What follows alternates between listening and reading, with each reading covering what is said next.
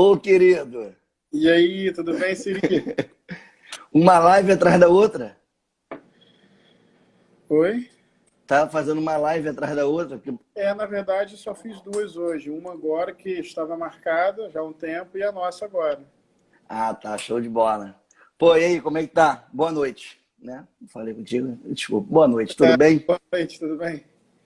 Tudo bem, meu irmão.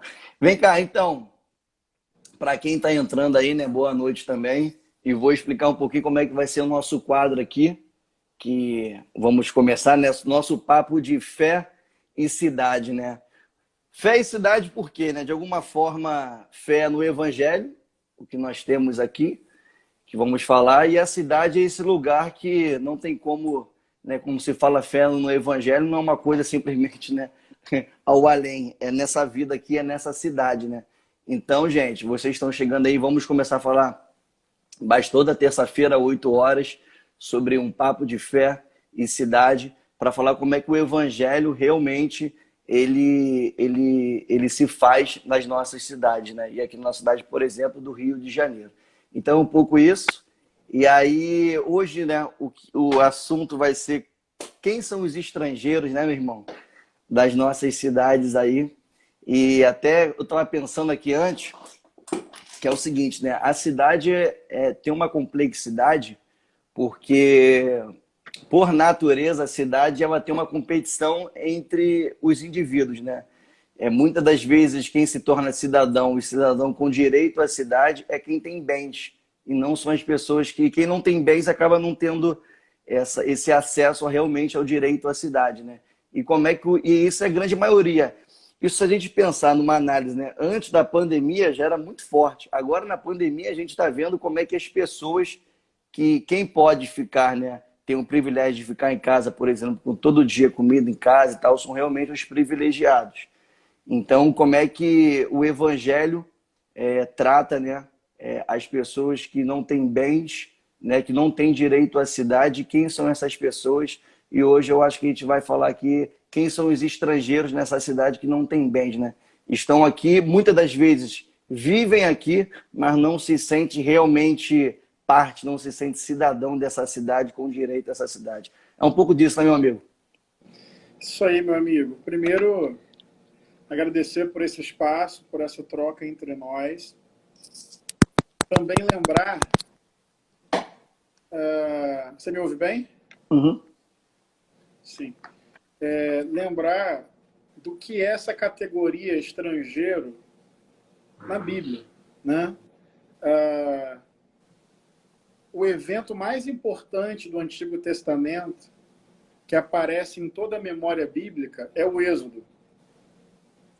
O Êxodo tira o povo de uma condição de opressão e o coloca rumo à sua liberdade. É uma libertação para gerar liberdade. E depois do Êxodo, quando esse povo começa a peregrinar no deserto, tem a experiência do Monte Sinai, que é quando o povo recebe a lei para viver conforme a vontade deste Deus. E é muito interessante que, na hora do recebimento dessa lei, o código que aparece ali é que essa lei, o tempo inteiro, precisa ter como horizonte, como referência, o seguinte fato: vocês foram estrangeiros na terra do Egito, e eu tirei vocês de lá. Ou seja, qualquer coisa que se faça daqui para frente precisa ter como registro da onde vocês vieram e o que Deus fez com vocês. Tirou de uma condição de opressão. Entende o que eu quero dizer? Lógico. A ideia aqui do estrangeiro é literalmente a ideia daquele que era estranho, daquele que não era bem-vindo. Infelizmente, tá? E a lei que esse povo recebe tenta, inclusive, inverter essa lógica. Acolhe o estrangeiro. Tenha hospitalidade com aquele que vem de fora. Abre um lugar no teu coração e abre um lugar na tua casa para esse que vem de outro canto dá a ele a cidadania. Sabe por quê? Porque você já foi estrangeiro na terra do Egito, mal, e te oprimiram, né? É a tipologia que aparece no Antigo Testamento. É muito importante na tradição bíblica. É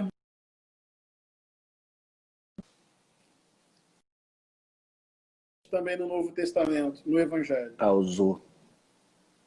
Estou aqui. Pausou, mas voltou. Agora voltou. Também estou aqui. Vai lá, continua. A hospitalidade, Então, enfim, pausou aí. É um valor fundamental no Evangelho. Eu estou falando isso por quê, amigo? Porque as nossas cidades, elas constroem o que você falou aí, uma não cidadania dentro delas, né? São os estrangeiros dentro da pátria. São as pessoas que sobram num determinado modelo de cidade.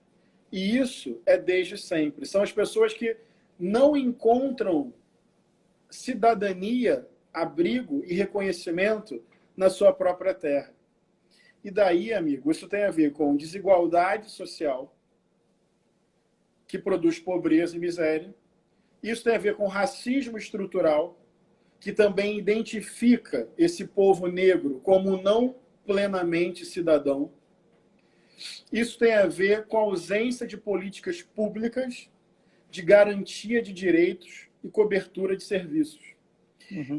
Isso tem a ver também, historicamente, com um processo que a gente chama de gentrificação, né? De você ir selecionando os espaços da cidade para um determinado tipo, para uma determinada classe e para os negócios que giram ali. E vai empurrando as pessoas pobres para áreas que depois são esquecidas, que não têm cobertura de serviços, que não têm garantia de direitos, mas que o Estado reaparece pelo viés da repressão e da violência. Então, as nossas cidades produzem os exilados dentro dela, os estrangeiros dentro dela, os não plenamente cidadãos dentro dela. Isso tem a ver com renda, cor e endereço. Não sei se você concorda. Não, concordo plenamente. Eu queria, para não pontuar o que você já falou, mas queria colocar mais um elemento, que é a questão da intolerância religiosa. Eu não sei se é a sua percepção também, mas é isso, né? A partir do momento que hoje nós estamos falando aqui, né? É um papo de fé. E que fé é essa? Fé no Cristo, fé no Evangelho. E automaticamente a gente vive, né, numa cidade, e aí eu aqui, morador de Campo Grande, Zona Oeste, onde tem várias igrejas, e a gente aqui, né, eu faço parte do coletivo Tudo Numa Coisa Só. Há 4 anos, quase esse é o quarto ano agora, faríamos uma caminhada contra a intolerância religiosa, pela liberdade religiosa, né? Você vê mesmo até pessoas que comungam, né, que falam, enfim, da fé de Cristo, do Evangelho, em diversas vezes com preconceito com essa galera que não faz parte do cristianismo em si. E aí eu digo até mesmo entre católicos e evangélicos, matriz africana, espíritas, você vê que não tem essa identidade, e como tem uma maioria, né, há uma hegemonia em torno do cristianismo, automaticamente a outra galera que não está nessa bolha aqui, todo mundo é estrangeiro, porque não se sente parte disso. Você vê que realmente tem apedrejamentos, né? Não é à toa, e nós temos diversos casos, né? Travou aqui. Deixa eu ver se está aí ainda. Tá aí, meu amigo? Travou, gente. Eu não sei se é minha internet ou a dele. Agora eu tô. Voltou certinho, voltou. Para mim voltou, para você tá tranquilo? Aham. Tá, show de bola. Então é isso, assim, eu queria colocar mais esse elemento de pessoas que, né, se identificam e pode ser estrangeira. Você vê que enfim, né, de alguma forma, quando as pessoas vão ali, né, ainda mais a galera que é de matriz africana, quando vai, tá travando, só Jesus. Enfim, né? A expressão do crente aqui. É a dele? Será? Porque para mim, meu amigo, estão falando que é a sua. Voltou, mas não voltou.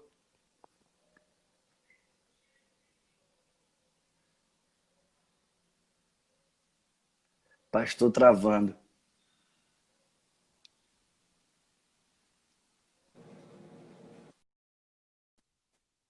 Vou.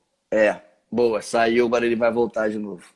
Calma aí, gente, que ele vai voltar já já, porque, enfim, foi uma boa escolha que ele fez em sair e ter voltado. Só um minuto, gente. É isso, né? Ao mesmo tempo que a tecnologia. Pô, Humberto, eu vou convidar sim o pastor Antônio Carlos, que eu acho que é uma pessoa que fala muito, né, sobre isso. Enfim, gente, subúrbio é isso, ó. Cachorrada aí também, acompanhando aqui a nossa live. Cadê o nosso querido Henrique? Falta ele, vamos ver se ele vai chegar aqui. Pastor Henrique Vieira. Deixa eu ver aqui. Aqui foi adicionado. Gente, tá voltando, tá tranquilo. Vamos voltar já. Só Jesus mesmo com essas operadoras. Só o quê? Não, aqui a Andréia, a Andréia colocou só Jesus mesmo com essas operadoras. Deixa eu ajeitar minha luz aqui. Tá, show de bola. Vocês estão ouvindo aí, nós tem a companhia também da galera, da cachorrada aqui também, que sempre acompanha nossas lives também, estão sempre aqui participando. Melhorou um pouquinho. Melhorou, agora tá tranquilo. Não tá mais travando e tudo mais. Então, meu amigo, como eu te falava, nessa cidade que nós vivemos, né, que é uma cidade de guerra, é uma cidade que, de alguma forma, essa competição vai gerando uma guerra, né? Vai gerando grupos ali de poder e quem tem mais bens acaba tendo poder sobre a coisa e ninguém quer perder seu privilégio, só que veio a nossa fé, né, no Evangelho e diz, né, que é isso, amar o próximo igual a ti mesmo, né? Sim. Amar o inimigo.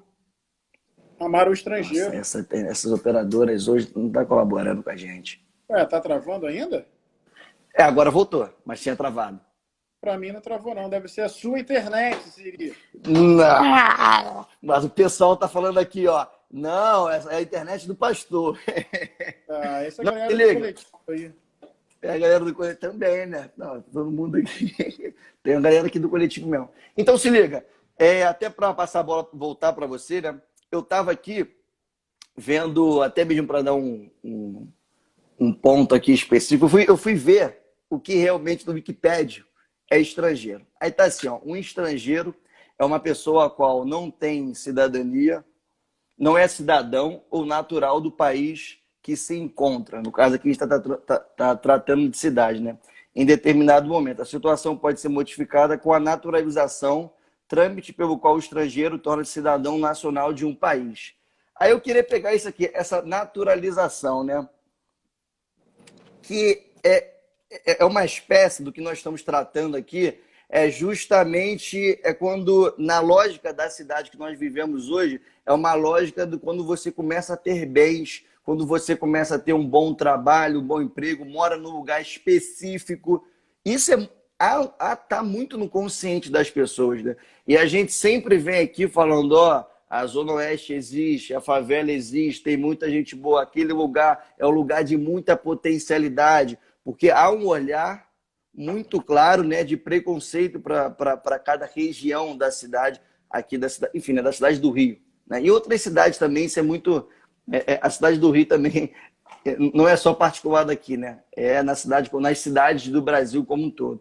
Então, é isso, né? Como é que você vê que o evangelho como é que o evangelho trata, né, os estrangeiros, como Jesus nos ensinou para tratar esses estrangeiros, como nós estamos falando aqui, né, nas nossas cidades. Como é que você vê, meu amigo?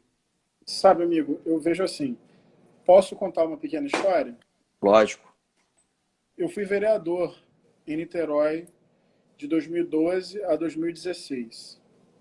E eu lembro de acompanhar muito a pauta de segurança pública, de direitos humanos.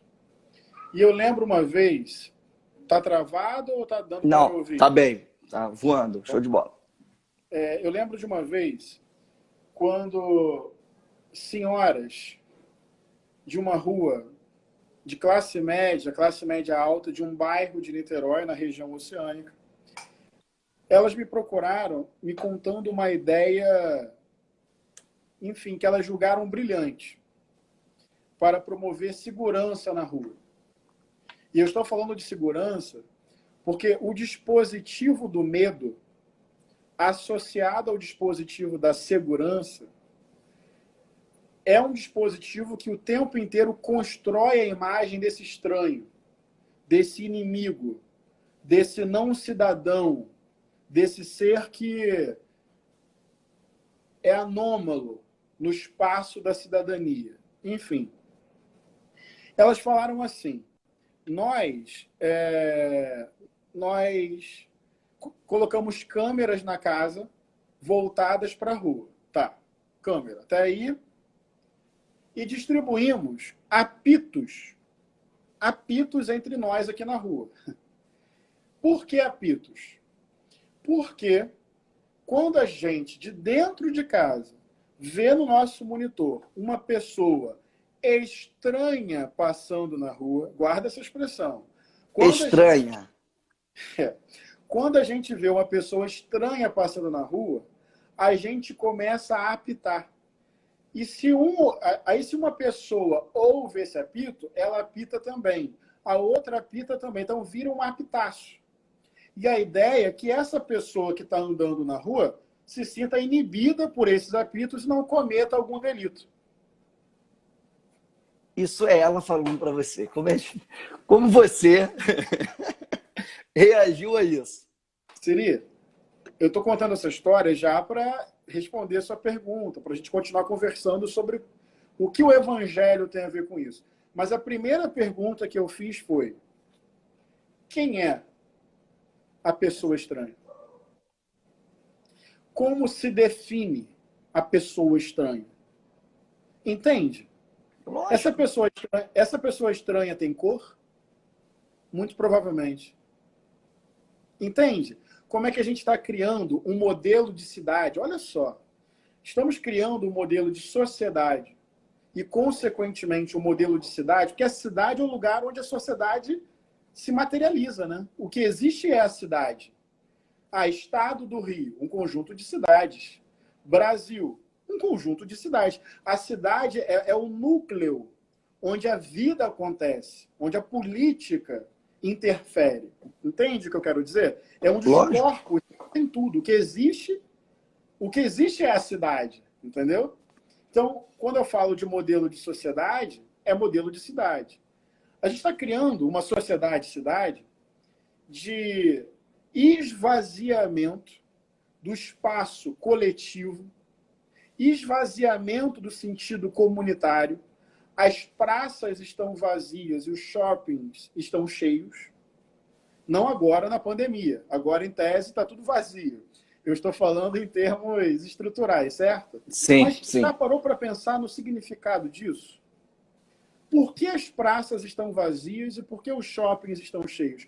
Porque a gente conversa menos e consome mais. Porque a gente quase não se suporta mais. Os seres humanos só se suportam mediados pelo entretenimento e pelo consumo. Então, aquele bate-papo tranquilo, leve, descontraído e sem pressa, é a coisa mais rara do mundo. A gente está sempre conversando mediado por uma outra coisa, um filme, uma série, uma loja, um produto. Está vendo que está muito mais ali no que a gente consome e muito menos aqui naquilo que a gente olha e interage um com o outro? Nós somos muito mais consumidores do que cidadãos. Entende? Tem até uma expressão muito curiosa, quando as pessoas ingenuamente dizem assim: eu tenho direitos, eu pago imposto. Repara que a ideia de direito está associada à ideia de pagar imposto. Do pagamento, verdade. Vem cá, e quem é pobre e sequer chega na faixa de declaração de imposto? Não tem direito? Está entendendo? Não tem direito. Como é que a ideia do ser está associada à ideia do ter? Como é que a definição do valor do ser está associada à capacidade de ter, de consumir, de pagar, de comprar? É um modelo de sociedade que se compra a vida. É isso. A vida está virando mercadoria, Siri. Ou não? Lógico. Tá tudo. E aí vamos para o Rio de Janeiro. Cidade cara, cidade autoritária, cidade que virou balcão de negócios, cidade dos mega eventos, mega empreendimentos, para o cara vir aqui, lucrar em cima da cidade, não deixar um benefício social, e aí cria isso, esses espaços elitizados, de câmera e arma, e as pessoas estranhas, e quem são essas pessoas estranhas?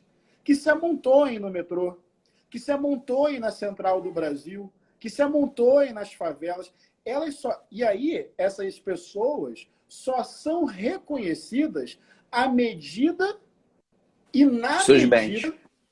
Não. Essas pessoas especificamente, Siri, Não, não é sim. nem, Sim. não é nem nos seus bens, não. É na medida que prestam algum serviço. Entendeu? Ou seja, você vem, abre o portão do meu prédio, você vem, varre a minha casa, aí você ganha um status Tá, provisório, é um passaporte para a cidadania. Mas é um passaporte com limite, com horário de entrada e horário de saída. Depois você volta para aquele lugar que não tem saneamento básico, que não tem acesso à moradia, que o posto de saúde não funciona e que o Estado chega atirando. Entendeu? Então, as nossas cidades produzem essas câmeras e essas armas para monitorar. Sabe como é que a pessoa estranha? Olha só, nessa rua aí, a pessoa só não vai ser estranha se ela for ali prestar um serviço. Se ela for ali abrir, se ela for ali consertar uma torneira, varrer uma casa, consertar um carro, aí ela ganha o passaporte da cidadania provisória para prestar algum serviço e depois voltar para o lugar de inexistência. Entendeu? Agora caminhar pelaquela rua, não pode. Não pode. Não tem esse direito. Não pode. Tem eu sempre cito uma reportagem de jornal que fala assim, aqui do Rio, menores saem de bueiro. Já te contei isso? Já contei para você? Mas não aqui, mas já contou. Sim. Pô, sim. É importante colocar. Menores saem de bueiro em Ipanema incomodando banhistas.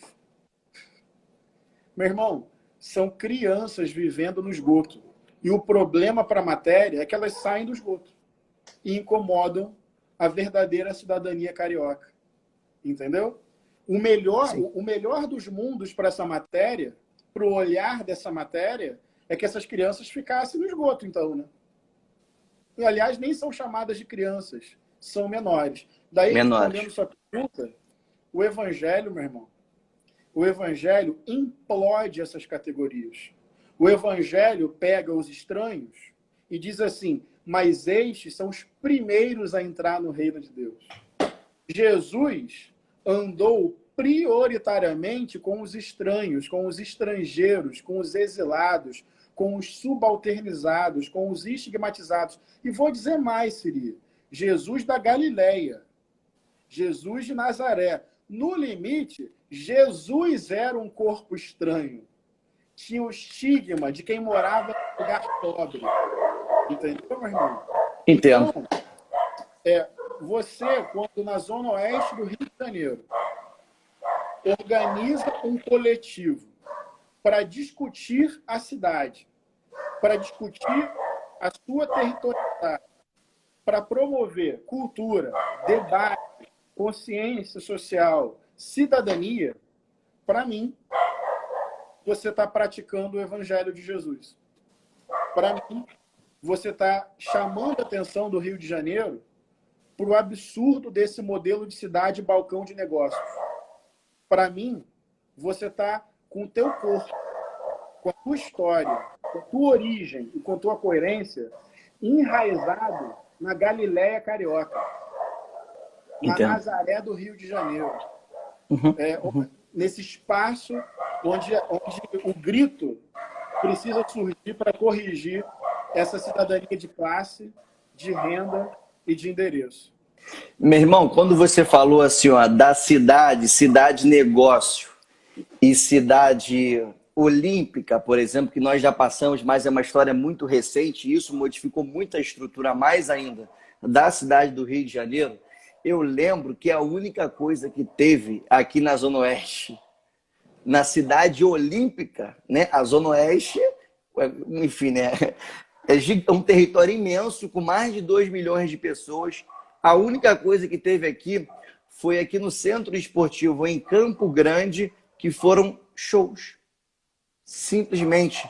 E o entendimento era o seguinte: olha, lá para a cidade está acontecendo muita coisa e realmente estão vindo estrangeiros, mas os estrangeiros que têm o que consumir aqui. São os bons estrangeiros, vamos colocar. Vocês que são estrangeiros, só que vivem aqui, mas não são cidadãos. Então é o seguinte, vocês têm que ficar no território de vocês. Então, para falar que não fizemos nada, toda essa Zona Oeste aí, vou colocar um showzinho para vocês. Sendo que lá também estava acontecendo show, né?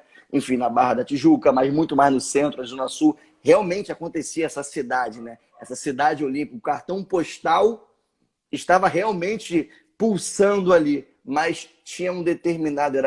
não era para o cidadão estrangeiro da cidade do Rio de Janeiro, era para um outro estrangeiro, sabe? Um estrangeiro que realmente tinha ali o que gastar. Melhor, é o cidadão que paga imposto, entendeu? Como você mesmo disse, que eu pago imposto, eu tenho direito. E aí, meu irmão, quando você fala dessa questão do nosso coletivo e tal, e brigar por uma Zona Oeste para ficar cada vez mais evidente, para falar que nós estamos aqui e não estamos, enfim, né, invisíveis, querendo falar, eu penso agora nesse momento de pandemia, cara. Campo Grande, por exemplo, é o lugar que mais mortes nós tivemos. Isso não é à toa, é por conta da desigualdade. Bangu é o segundo lugar que mais mortes nós tivemos na cidade do Rio de Janeiro. Aí vem Copacabana por uma questão, enfim, da galera que é mais idosa e tudo mais. Em quarto, Santa Cruz. E é isso que, para mim, a gente que tem essa consciência, a sede de justiça do Evangelho, nós estamos aqui denunciando. Porém, também, esse mesmo Evangelho que nós temos sede de justiça, né, para denunciar isso tudo, ao mesmo tempo, para essa galera, né, que são diversos estrangeiros, cada um com a sua categoria na cidade, o Evangelho de Cristo, como Jesus mesmo falou, né, o meu fardo é leve. Né? Para o indivíduo ali, ele chega, o Espírito Santo chega numa concepção de eu vou lutar pelos meus direitos, sim, todo mundo tem que ter uma vida digna, vida com lazer, esporte, saúde, educação, uma casa, com um transporte que realmente esteja integrado, uma cidade para todos, e não só para um grupo que tem bens e tem poder. Né? Isso a gente luta para todo mundo. Ao mesmo tempo que o Evangelho faz a gente ter essa atitude, também vem com refrigério na nossa alma, da alma de cada um que não pode muitas das vezes falar, eu pago impostos, eu tenho meu direito. Eu acho que é um pouco do que nós queremos deixar aqui nesse quem são os estrangeiros. Poderíamos falar muito mais, mas até mesmo para o nosso papo aqui, né, de fé e cidade, como toda terça-feira a gente vai ter e vai ser sempre buscando, né, como o Evangelho, como a fé no Evangelho se dá na cidade, teremos muitas terças-feiras aí para falar, né? Eu não sei, enfim, colocando o meu corpo aqui, né, colocando a pessoa, né, a partir da periferia, a partir da Zona Oeste, é um pouco da visão de quem são os estrangeiros, e eu concordo muito com você, e colocando sempre, né, o Evangelho como o olhar para a vida e combater essas desigualdades, mas também sabendo que esse mesmo Deus, esse mesmo Espírito Santo, diz que o fardo é leve. É isso aí, Siri. É isso aí. Eu acho Então, que esse papo vai ser muito bom. Toda terça a gente conversa aqui. E conforme você também falou, só queria fazer esse registro, que você falou muito bem, só para concluir, da intolerância religiosa também como fator que define quem são esses estrangeiros, certo? E aí são as religiões de matriz africana o alvo prioritário que caminha lado a lado o racismo estrutural. Sim, que caminha lado a lado o racismo estrutural, o racismo religioso, né? E aí o último detalhe, para a gente concluir esse bate-papo de hoje, é que Pentecostes, no Novo Testamento, lá em Atos 2, quando tem o derramar do Espírito, duas observações. As pessoas começam a falar em línguas estranhas, e as línguas estranhas são línguas estrangeiras, para que os outros povos pudessem entender. Sabe a Torre de Babel, do Antigo Testamento? Que é aquele projeto unitário, verticalizado, com uma língua única, de poder sobre tudo? Isso Deus rejeitou. Agora, Pentecostes era uma festa que tradicionalmente vinha gente de tudo quanto é canto. Quando juntou gente de tudo quanto é canto, quando teve multiculturalidade, quando teve múltiplas pessoas de vários lugares, aí o Espírito Santo se derramou. Aí Deus abençoou. E aí as pessoas se entenderam. Ao invés de uma torre de poder, uma festa de comunhão. A torre de poder, Deus rejeita. A festa da colheita, da distribuição e do acolhimento dos estrangeiros, Deus abençoa e derrama seu Espírito. Pentecostes era uma festa multicultural e não à toa foi ali que Deus derramou o seu Espírito e que as pessoas começaram a se entender na sua própria língua. Ou seja, todo mundo virou ali irmão e irmã, numa multiculturalidade. Ninguém perdia identidade, mas já não era uma identidade excludente. Era uma Isso é identidade... maravilhoso. Então, seria bom conversar com você e saber que o Espírito do Evangelho nos leva a essa cidadania na luta por uma cidade mais justa, no nosso caso, nosso amado Rio de Janeiro. Sim, meu irmão, muito obrigado, tá? Tamo junto e até terça-feira que vem. Você que participou aí, quem puder, enfim, né? No 3, eu faço sempre isso no Siri na Live. A gente vai dar um sorriso aqui, quem puder printar e repostar nas histórias, que depois a gente reposta também. 1, 2, 3. Meu irmão, que Deus te abençoe. Semana que vem estaremos juntos aqui para falar do nosso papo de fé e cidade. Beijo no coração, galera. Tamo junto, beijão aí e até semana que vem. Tchau, tchau, meu irmão. Fica com Deus. Com Deus.